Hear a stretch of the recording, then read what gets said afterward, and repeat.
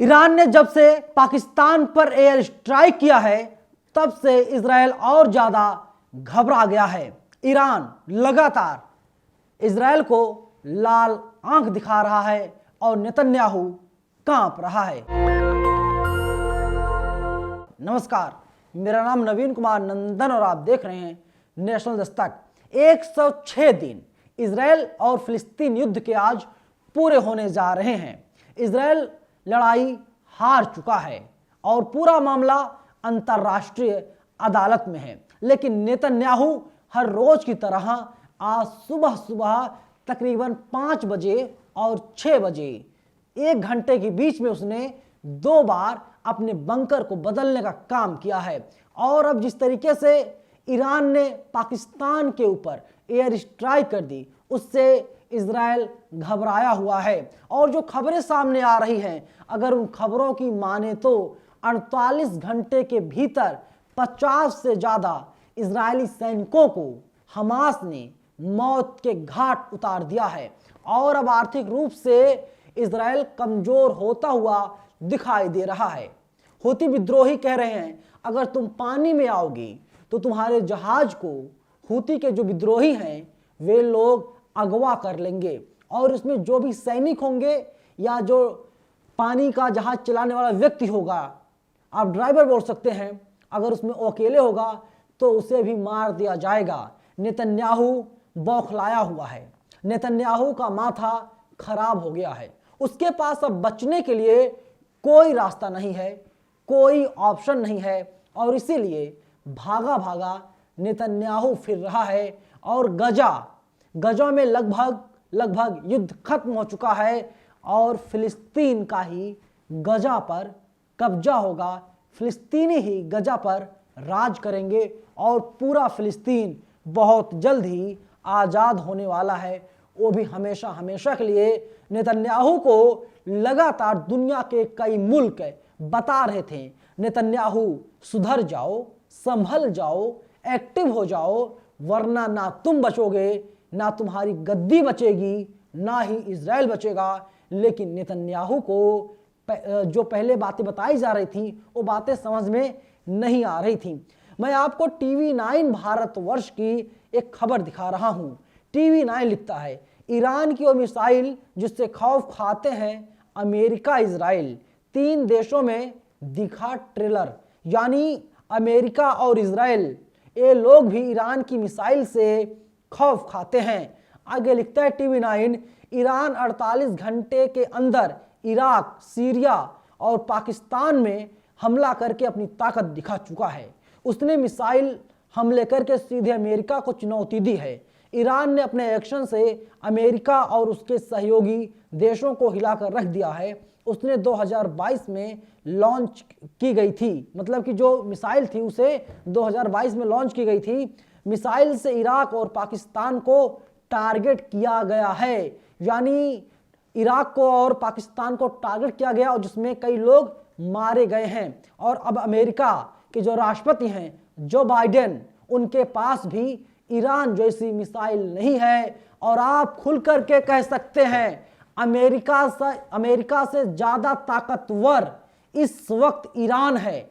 Iran के पास भारी भरकम सेना है और ईरान जब चाहे तब इजराइल को निस्तानाबूद कर दे। और इसीलिए ईरान बार बार आगाह कर रहा है, बता रहा है नेतन्याहू को कि अभी वक्त है, अपने पैर को पीछे खींच लो, पीठ दिखा दो, पीठ दिखा करके वापस अपने घर लौट जाओ, वरना तुम्हारा जो हाल होगा तुमने कभी कल्पना तक नहीं की होगी। और वहीं देखिए, जनसत्ता लिखता है, फिलिस्तीनी समर्थकों ने व्हाइट हाउस का किया घेराव, तोड़ी बाड़ें जो बाइडेन के लिए बोले अपशब्द। यानी जो फिलिस्तीन के लोग थे वे लोग व्हाइट हाउस के बाहर आंदोलन कर रहे थे, चारों तरफ से व्हाइट हाउस को घेर लिए थे। फिर इसके बाद जो बाइडेन का बयान सामने आता है और अमेरिका के राष्ट्रपति कहते हैं नेतन्याहू युद्ध को खत्म कर दो, यही सही वक्त है, सही समय है, और अगर युद्ध को खत्म नहीं करते इसका अंजाम तुमको भुगतना पड़ेगा। क्योंकि अमेरिका को अपने हथियार बेचने हैं और अब लड़ाई जो है वो लगभग इजराइल हार चुका है। और जो बाइडेन को पता है कि अगर युद्ध को खत्म नहीं किया जाता तो सबसे ज्यादा नुकसान अमेरिका का होगा, क्योंकि अब इजराइल हथियार भी कम खरीद रहा अमेरिका से और अन्य देशों को भी हथियार लेना अमेरिका से, या यूं कह लें कि अमेरिका को और अन्य देशों को भी हथियार बेचना है। जब वे लोग अमेरिका से नाराज हो जाएंगे तो अमेरिका के हथियार को नहीं खरीदेंगे, अमेरिका को नुकसान होगा और जो बाइडेन नहीं चाहते अमेरिका का नुकसान हो, इसीलिए जो बाइडेन भी चाहते हैं इजराइल युद्ध को खत्म कर दे। और हमास तो हर रोज ताकतवर हो रहा है, मजबूत हो रहा है। इजराइल की जो पब्लिक है, युवा हैं, वे लोग कह रहे हैं कि वे लोग युद्ध के मैदान में नहीं जाएंगे, क्योंकि किसी को मार करके यानी हिंसा करके, हिंसा से हिंसा का समाधान कभी नहीं हो सकता।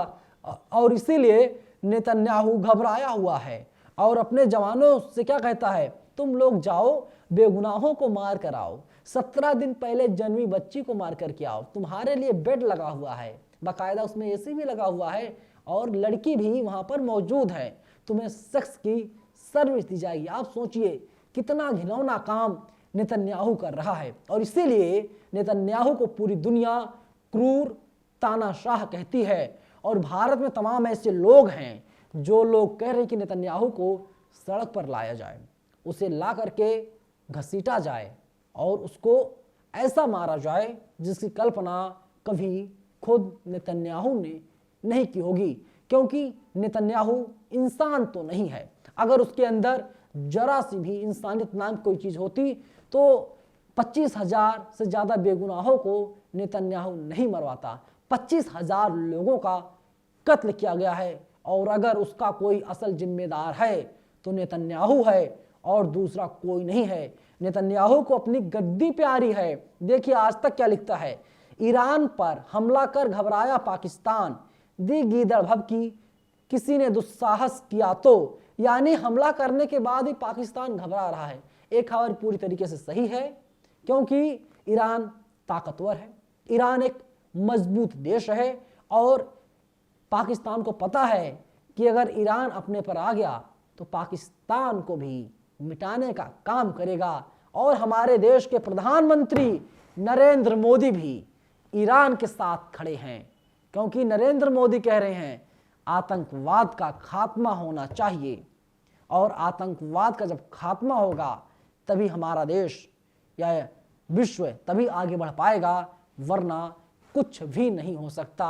यानी ये आतंकवाद जो है ये देश के विकास में, दुनिया के विकास में कहीं ना कहीं रोड़ा पैदा करने का काम करता है और आतंकवाद का खात्मा होना बहुत जरूरी है। लेकिन इस वक्त अगर सबसे बड़ा आतंकवादी कोई देश है उसका नाम इजराइल है। ये मैं नहीं कह रहा हूं, सोशल मीडिया पर तमाम लोग लिख रहे हैं कि बेगुनाहों को मार करके नेतन्याहू ये बताना चाहता, दिखाना चाहता है कि बहुत ताकतवर है, लेकिन ऐसा है नहीं। नेतन्याहू की उल्टी गिनती शुरू हो चुकी है और बहुत जल्द ही खात्मा भी नेतन्याहू का होने वाला है। तमाम लोग अब अपने अपने रिएक्शन दे रहे हैं। देखिए वाजिद खान का ट्वीट है, ब्रेकिंग न्यूज, पाकिस्तान और ईरान के बीच तनाव इस क्षेत्र के लिए चिंता का कारण है, पाकिस्तान ईरान संयम बरते, चीन तुर्की पाकिस्तान के बाद तनाव कम करने के लिए मैदान में आया, तुर्की यानी तुर्की भी मैदान में उतर गया है। इसके अलावा देखिए एक और जो है कि ट्वीट किया है इन्होंने और लिखा है कि वाजिद खान ने ट्वीट किया, देर रात अमेरिका ने यमन में हौथी ठिकानों पर बमबारी की, यमनी हौथिस ने मिसाइल दागकर अमेरिकी विमान को नष्ट कर दिया। यानी अमेरिका को भी अब जो हूथी के विद्रोही हैं वे लोग छोड़ने का काम नहीं कर रहे हैं।